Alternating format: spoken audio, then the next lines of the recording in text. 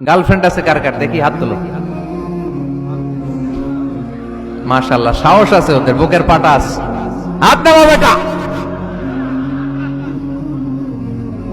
এই গার্লফ্রেন্ড বয়ফ্রেন্ডের সাথে আমাদের কোনো সম্পর্ক, আমরা বিয়ে করব। কি করব?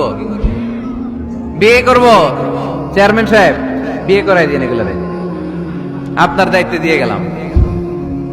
এই গার্লফ্রেন্ড বয়ফ্রেন্ড এগুলো ইসলামের কালচার নয়। বিয়ের চেয়ে ভালো কাজ পৃথিবীতে হতে পারে।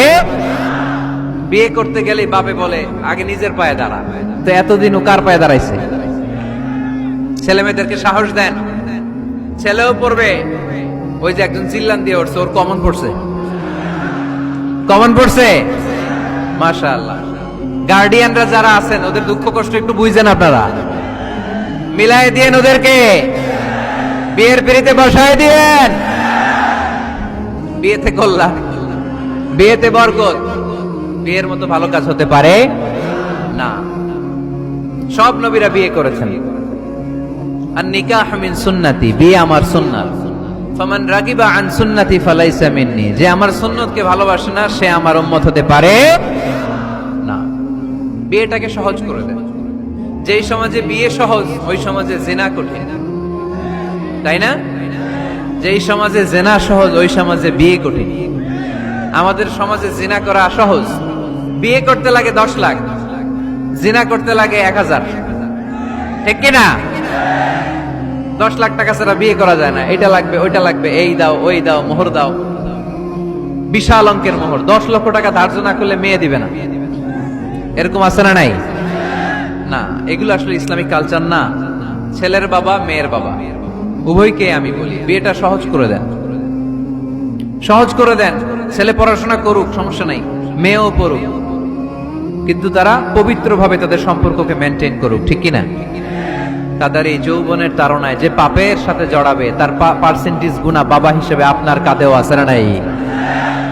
এজন্য বাবারা সাবধান, মায়েরা সাবধান, বিয়েটাকে সহজ করেন। এই এলাকার যুব সংঘ যারা আছো, তোমরা একটা ক্যাম্পেইন করবা এই মাহফিলের পরে, টাইমলি ম্যারেজ ক্যাম্পেইন।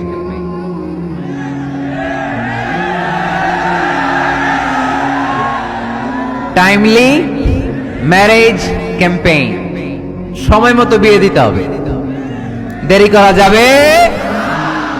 বাপ মা বুঝে না, একজনকে হুজুর আব্বাই বুঝে না। গার্ডিয়ান যারা আছেন একটু সদয় হন। ওরা যে পাপের সাথে, পাপের রাস্তা যে ওরা চিনে যাচ্ছে, পাপের পথে যে জড়িয়ে যাচ্ছে, আল্লাহর সুপ্রিম কোর্টের কাঠগড়ায় আসামি করে আল্লাহ সেদিন আপনারে দাঁড় করাবে।